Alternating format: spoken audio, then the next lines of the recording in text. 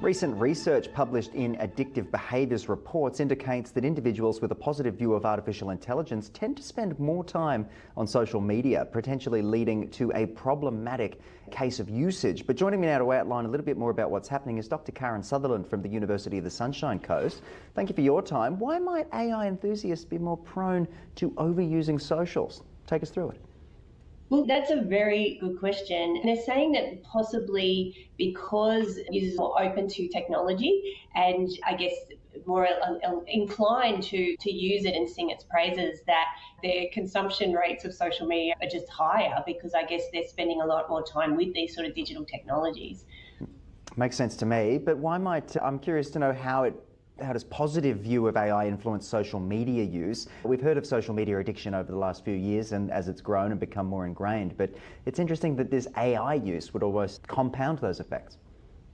Yeah, it is. It really is very interesting. I think they need to drill down further to actually really unpack the motivations around that. But what they were saying here is that it's really around the time. So the time spent on both technologies and their positive views of them. They were saying that time was acting as a mediator for addictive behaviour, and that those who were deemed to have these sorts of traits were spending nearly 3 hours a day on average on social media. But look, reflecting anecdotally on my own social media use and my own sort of enthusiasm for AI, I think they might be onto something, because I can tell you my social media usage rate is high. And I don't know, I think maybe it's just because people are more accepting and open to new technologies. Yeah, absolutely. And I'm right there with you. But what risks do you think are linked to this increased social media time, of course, in relation to AI and what we're seeing with those tools?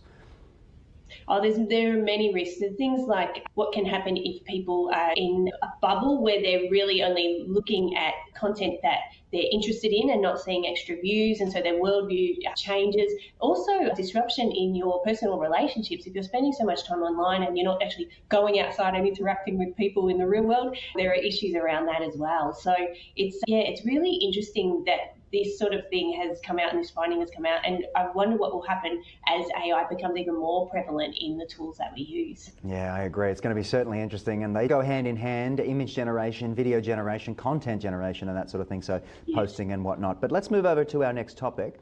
And TikTok is reportedly working on a new version of its app for the users in the United States. This news follows President Trump's announcement of discussions with China regarding the potential sale of the platform. Dr. Karen, tell us a little bit about this report. This is interesting.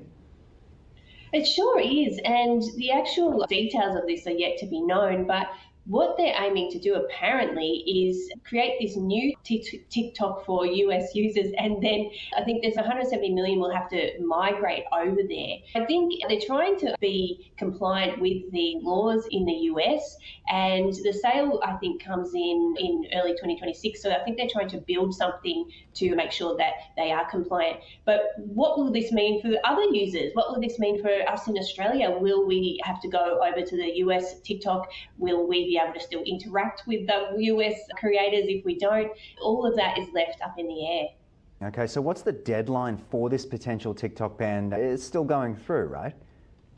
Yeah, apparently March 2026 is the deadline for everything to take place. Really, they really keep stretching it out, and maybe they will do so again. If you remember earlier in the year, there was a little US blackout for I think half a day or something, or a day and a half, when people thought it was gone and then it was back. So I think maybe it'll be a while before a ban really happens. Yeah, it's funny. I remember all of the people saying, all the creators saying goodbye to the platform and their users and things, and then surprise, they were all back and doing some quite clever, there was some clever stuff in there. But I'm curious to know how China's involved in TikTok's future within the US, and that's an ongoing discussion, of course.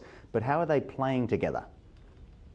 I think the big sort of contention is that ByteDance owns TikTok, and so ByteDance is a Chinese company, and even though TikTok is independent, there are fears that the Chinese government could have access to people's data. But there's been no real link to that yet, so I think the US are trying to uphold national security around those sort of fears, but whether it's going to happen, who knows? And ByteDance also has other tools that have regional types of tools for different regions in the world because of issues that are similar.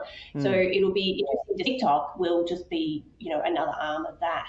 Yeah, an arm of it, or a watered down version, or whatever it may be. But Dr. Karen Sutherland, thank you so much for joining us as always. I'll speak to you again next week.